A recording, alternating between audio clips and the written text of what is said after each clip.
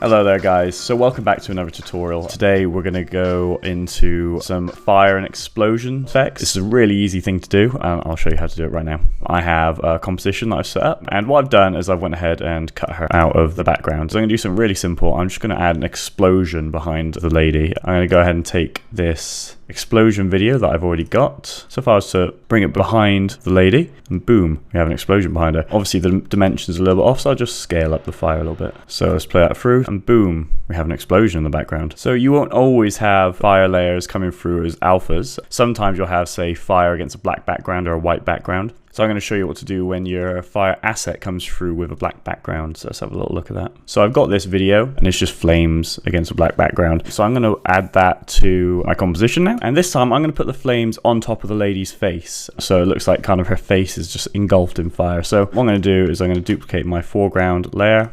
I'm going to put it above my flame layer.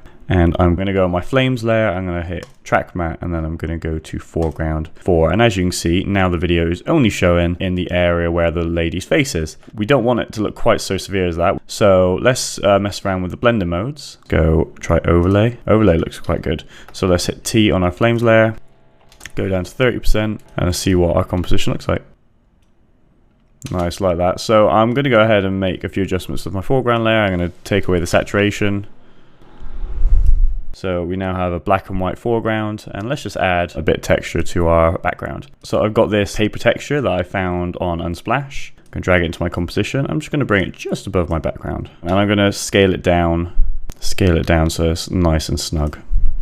And let's hit overlay.